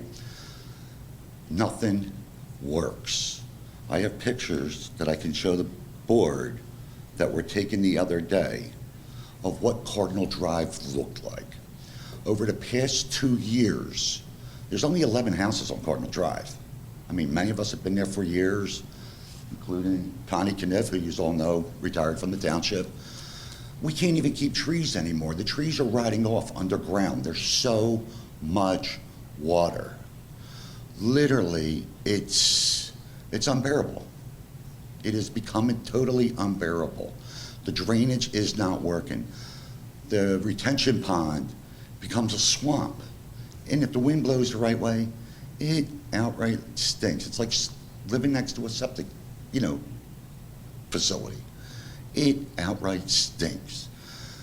Charlie had mentioned to Mr. Payone when the place was being finalized that there be something put into the deeds as a restriction that you're maxed out with your impervious cover. There's been many of waivers, variances, whatever you want to call them, to all the property owners back there. We got decks with huge roofs over them. We got a bunch of paver stones. That water has nowhere to go, and it's coming onto Cardinal Drive. Would the supervisors like to see the pictures from the other day? Yeah, Any instructions you would like to see? Charlie? Sure. Would you like to see them? Why don't you show the board? Okay. On 1 Cardinal Drive, you can see the mud water coming down. This is looking not Cardinal, Butler Pike. You see the flood? Mm-hmm. This is Butler Pike. This is the water coming down from the Maple Hill project, coming down Cardinal Drive. Okay? Here's the retention pond on the Butler Pike. This is the retention pond that was put in. We keep granting waivers or their actual variances to the property owners, and they're covering more and more. it was discussed what the ground was like there, and it was, back in the planning stage, it was heavy clay. Heavy clay does not seep water. It rolls off. It's rolling down Cardinal Drive. It's affecting Butler Pike. The people in the couple of new homes along Butler Pike, that water's coming through. I mean, our yards are like rivers. They're actual rivers. You know, the impervious coverage has been, it's gone. We have to stop. Where do we draw the line? I mean, I know Scott Forsythe had spoke to you about severe water problems in his yard. He abuts right up against it. He's got one septic pump. He says he might have to put 2 in. Joe Uriani next door to me, same thing. He might need 2. My septic, or not septic, some pumps, mine don't stop. It doesn't stop for days. I never had this problem before. I mean, our trees literally are rotting off under the ground from there's so much water. I can't even walk across my yard without boots. And it's even 4 or 5 days after the rains are gone. My yard is a mud pit. And it's all coming down from Maple Hill. I mean, I totally object to the township granting these waivers. They're covering more and more. I mean, eventually, what is it going to be, all asphalt, paver stones? But I don't know, Charlie, how many permits were issued for decks and paver stones and everything beyond the original building back there? There's been a lot. There has been a lot. But my thing is, nobody comes and looks. The township don't want to come out in storms like that to look at this stuff. The only way you find out is when we come here. You know, I'm asking this for your consideration. I mean, it's deteriorating our property. Some of these people back there on Cardinal Drive have been there for 25, 30 years. You know, I've been there for over 10 years. And it's just such a drastic change from 10 years ago, before all the buildings started, till now. It's a huge difference. Like I say, the trees, there's over 12 trees gone. And literally, they just one day rotted at the ground, over they went. Didn't take much wind. Didn't take much wind to push them over. I'm asking for your consideration before it gets any worse. We have to stop. I mean, these deed restrictions were supposed to be put in place, and I've just watched it time and time again. You know, I don't know if it was a building issue with Mr. Payone. We all know the back of the houses, like he did out on the other end of Butler Pike. He left the back of the house, the door was 3.5 feet off the ground with no dirt. We kind of figured out what was going to happen then. I mean, literally, it was up. They're going to build decks. We're building decks. They're putting big roofs over them. The drainage isn't working. It's just not working. I mean, what can we do to stop this? First thing is, stop approving it. If they had deed restrictions when they moved in, maybe we need to enforce them. Maybe they have to be enforced. I don't know if Krista was involved in them stages back then, but we sat here with Jim over and over again, and it all went through anyway. The waivers were passed. We all constantly said, we live there, we know what's happening. Nobody wanted to listen to the 11 residents back there. So this sounds like a pretty big problem, Krista. Would you go out and meet Happily, with them? yep. Yeah, I mean, Krista, would you like to see? I don't think you saw Yeah, these. you know what, why don't I have a card out front by the door, grab it and email it to me. Okay. And then we can get in But touch. it's just, Connie probably has. I'm asking you to hear our cries. When And you're I- going to have to think about getting 2 sump pumps in your basement, that's really bad. Yeah, That's no, I bad. appreciate that you're coming out and sharing this with us. Yeah, And and I'm just asking you to postpone any approvals you were going to make. This really needs to be investigated. As you saw between Butler Pike, what's coming down Cardinal Drive, it's bad, really, really bad. I mean, I'm sure the properties up there don't have an issue with water, because they're even, you know, they were 38 feet before they built, and then they built the back end of the development even higher. Everything's running down the corner. The little bit of a drainage ditch don't mean nothing. Yeah. And there were waivers granted for the drainage there. That's where I think we started with an issue. I believe it's been so many years now. Well, there's not much we can do to the builder. What do we do moving forward? appreciate your Okay? time. Thank you. Thank you, I appreciate it. And again, congratulations, Charlie. Thank you. So Charlie, if you could, this is a certificate of appropriateness. There's no waivers or variances requested, is that correct? No. So could you just describe briefly The difference. what a certificate of appropriateness is as compared to waivers or variances or like. I'm sorry, certificate of appropriateness. Just explain what it is.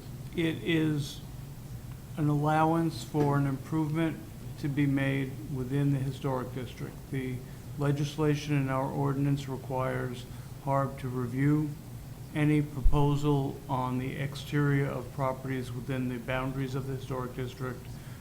They make a recommendation to your board, and then you have the authority to issue a certificate of appropriateness that allows the township staff then to grant a permit for the improvement to be made.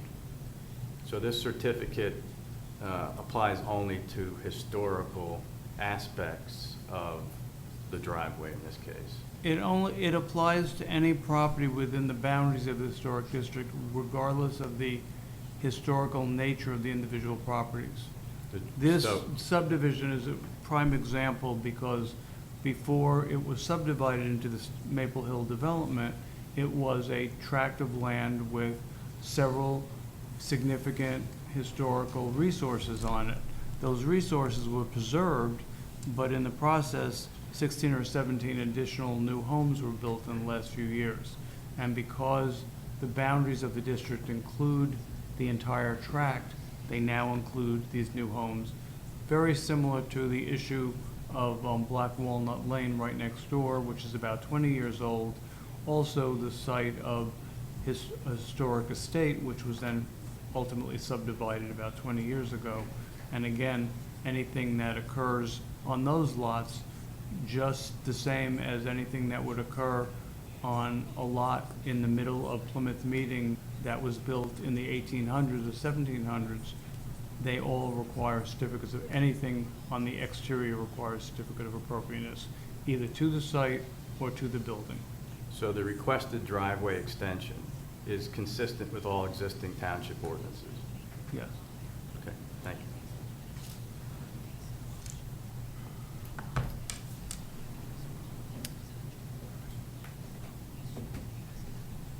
Certainly appreciate what we heard tonight and the stormwater challenges there.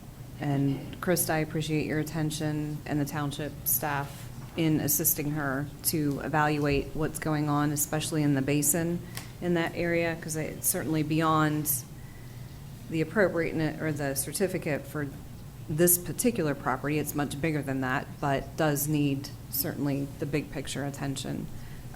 Yes, you have a comment?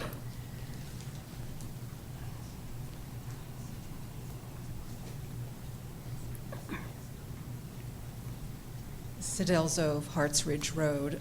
While I'm not an immediate neighbor, I, for a variety of reasons, have sat in on many of the HARB meetings where these certificates of appropriateness have been discussed for all of the patios and rear decks and so forth for this development.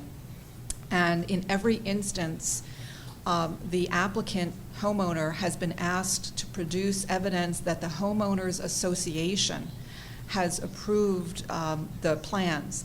And so perhaps the township could advise the homeowners association, and perhaps the nearby neighbors who are concerned could approach the homeowners association to let them know that this additional impervious surface is causing problems on Cardinal Drive.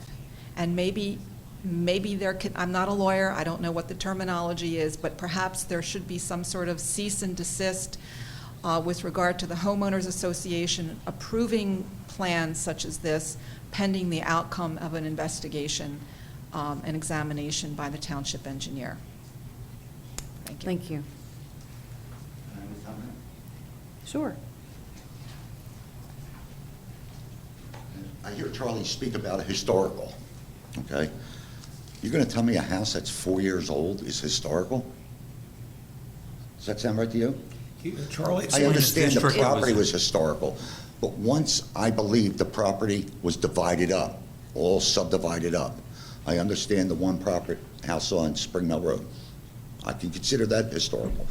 But not 16 or 17 houses. There's 20-some-odd houses that were built back there. Mr. Guttenplan's referring to the district where it's. Right, the So any district, property right. that falls in that, Right. falls under these regulations regardless if it was built recently or Right. many years ago. Right. And this property only being 4 years or so old, I don't believe that that would really apply. It might be in the district, but I don't think it would apply to a property that is 4 years old. The people knew what they were buying when they bought it, same way I knew what I was buying when I bought it. I mean, it takes a little bit of common sense. It takes a little bit of feeling for the people that are there. They knew what they were buying when they bought, okay? And I'm asking for your consideration before this gets approved. Thank you. Thank you.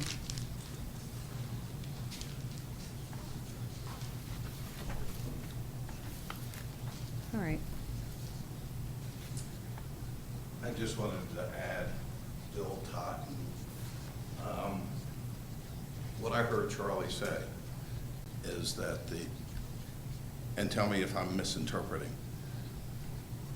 basically any historic site, anything that's going to be built there, no matter when, are they grandfathered in as that, anything that's going to be done? And I'm feeling for this man here. Is that what you said? They're grandfathered in, that they are now a historic site, even though, as he says, it's a 4-year-old Well, they're not- house? They're not historic sites per se, but they're within the boundaries of the historic district. Historic, And okay. any property within the boundaries of the historic district has to go through this process. So this entire estate area Okay. was in the historic district because of the historic estate and other buildings that were on it.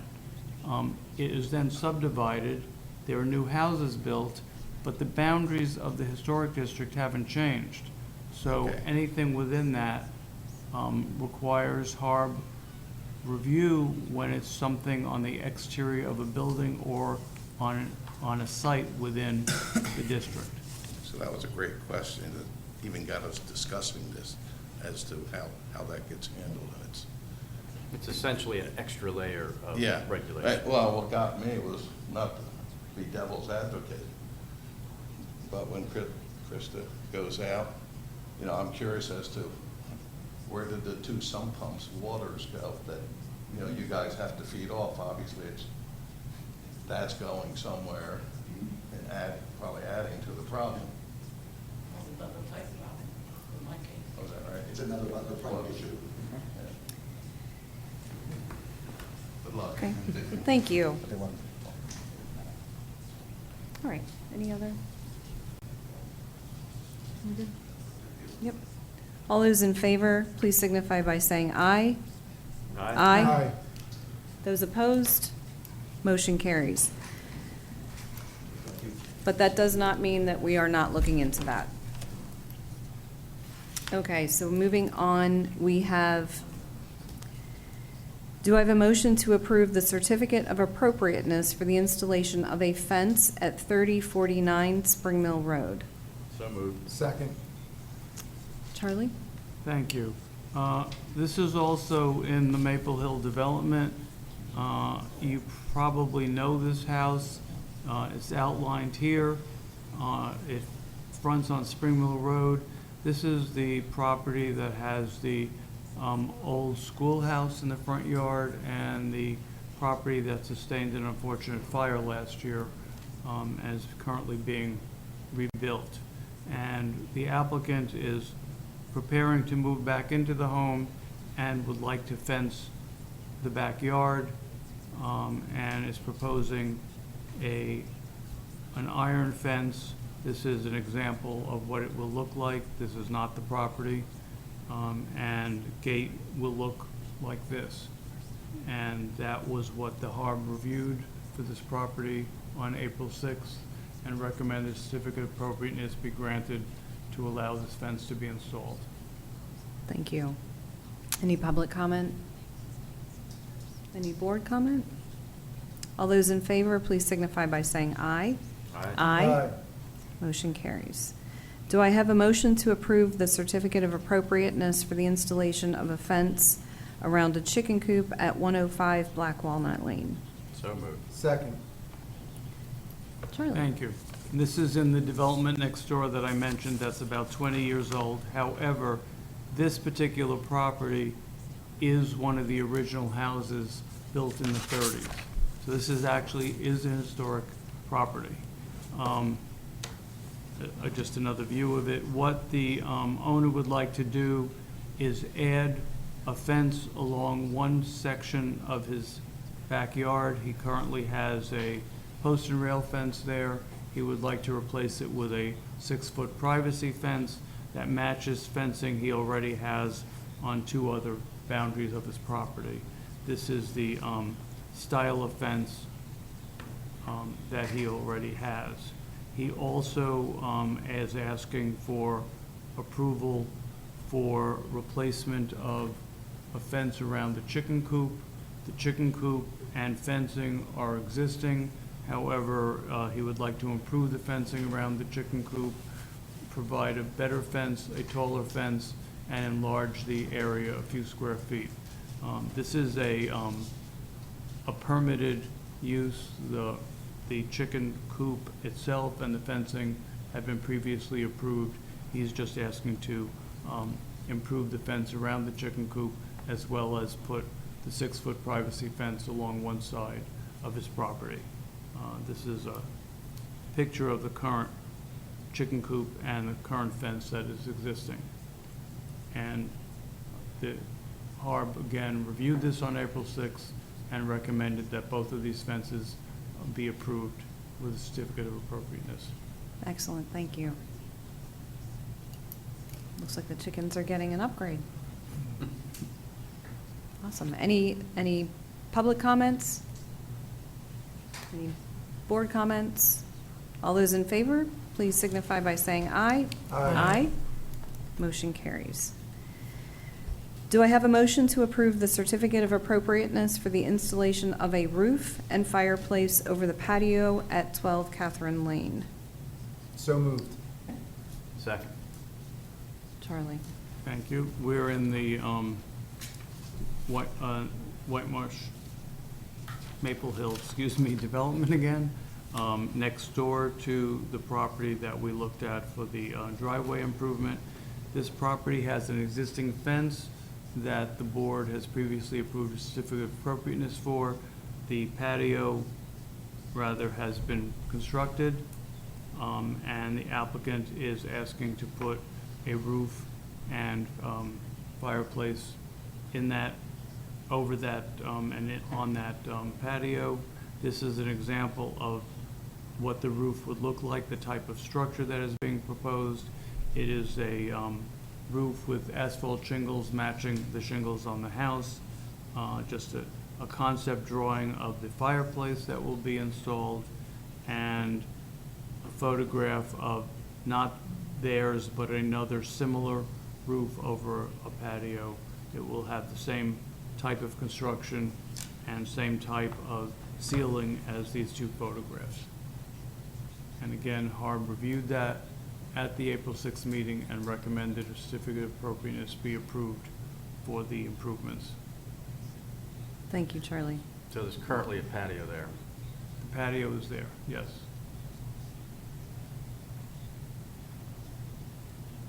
Any public comments? Again, Charlie, this goes back to the original thing, impervious cover. Just because they're in a historical area, they can constantly increase the impervious cover? Impervious coverage is not regulated by the historic district, it's regulated by the underlying zoning district. Okay. And this was appropriate for the development, it was allowable. And again, the patio is already there and has been approved. There's actually not going to be any increase in impervious coverage by installation of the roof.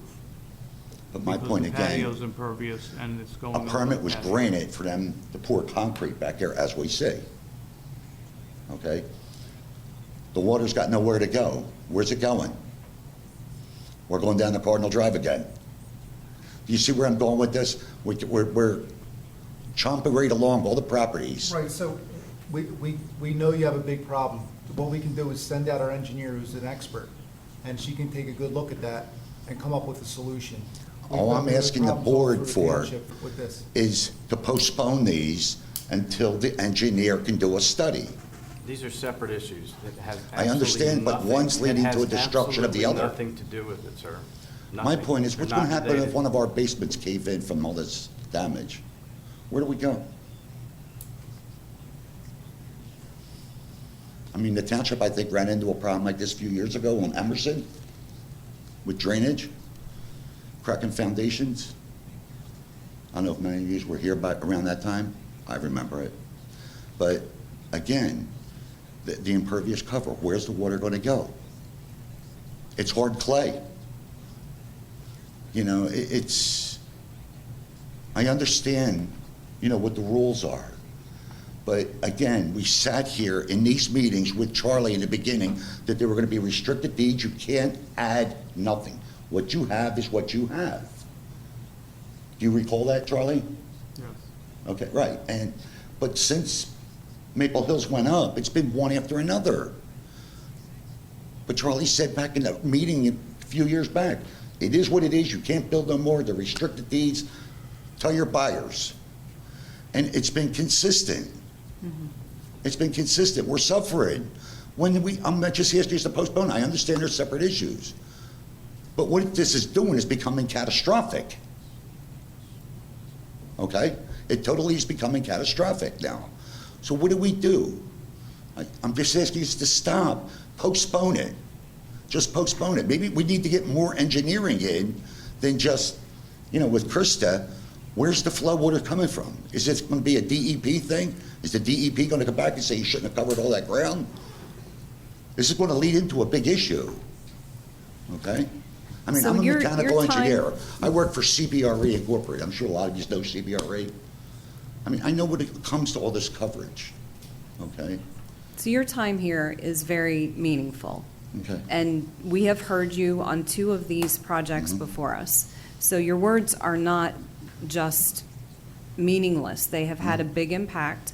And we are going to have our engineer and our township staff visit, Okay. because it's not just specific to these 2 on Catherine Lane.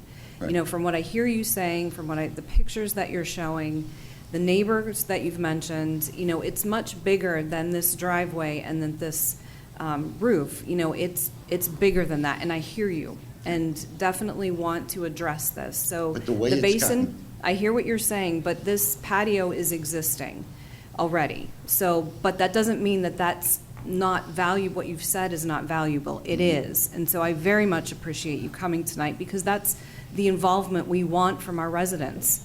So you being here had a big impact, and we will move on that. So thank you very much for coming, Okay. sincerely. But my point is, how did we get to this point? All the patios, all the decks. That's how we got to this point. In the very beginning, when the properties first went up, yeah, we had a little bit, but it's nothing compared to now, because we keep. There's so many factors. Climate Right, I change, the understand. environment, absolutely. Right. Yep, Thank a you. lot going on. Thank you.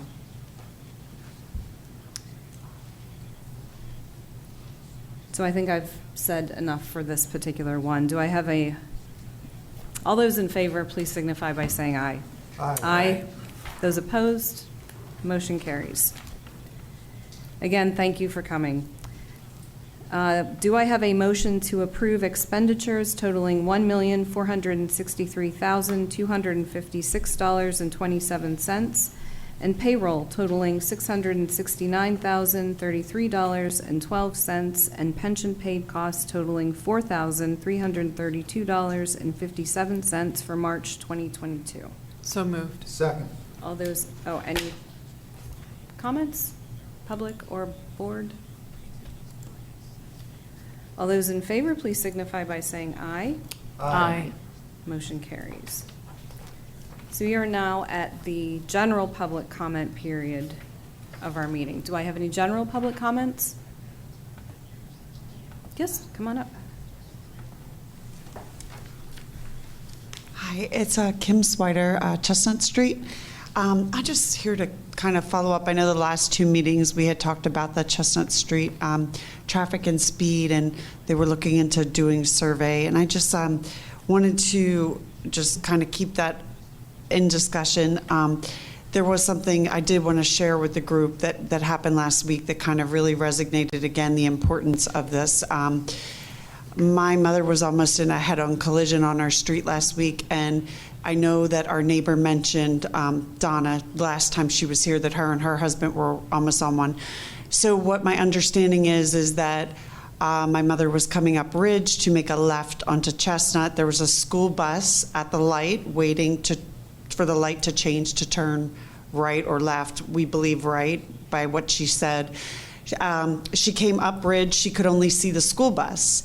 So she had the right of way. It was free for her to turn. She went to turn left, and as she was doing her turn, there was a car that decided that they were going to, I guess, turn left when the light changed on Chestnut. So they were parallel to the school bus.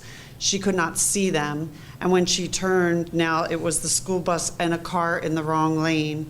And she slammed on her brakes and stopped. And evidently, this person was not moving. There was a backup of 5 cars, and 5 cars had a backup down the street for this person in the wrong lane. They made it their own one way to get behind the school bus so that my mother and the person behind her could get down the street. But she said she did not see it because the bus was an obstruction and they were in the wrong lane. So I just bring this up again, and I almost emailed the chief. I don't know where we're at on the study or what the next steps are for a committee, but I just wanted to bring up again the importance that we really need to look at the street and look at some options to do some things. So thank you. Thank you. Do we have any updates? I'll turn it over to Ms. Heinrich. Thank you. Yes, we recently, I think it may have been yesterday, submitted an application to the county for installation of those louvers to shield where you can see the signal ahead. That's to prohibit people from speeding to try and catch the green. And then we're working on the public survey, which we hope to send out soon. And what that will do will be to poll the residences and business to see their take on what they want to study and see moving forward. Okay. And then following that, I think the next step will be possibly a community meeting. Perfect, thank you. And Krista, making it a one-way is still on the table, right? Everything's on the table. I'm sorry. Thank you for sharing those comments. I hope your that probably rattled her. They're crazy. I mean, speeding's its own issue, then you got these other issues, so. Any other public comments? Any board comments? I'd like to announce that we had executive session on April 8th where we discussed real estate and I think personnel, just real estate. Just real estate. And then also tonight, also real estate. Do I have a motion to adjourn? So moved. Second. All those in favor? Aye. Aye. Good night, Whitemarsh. Thank you.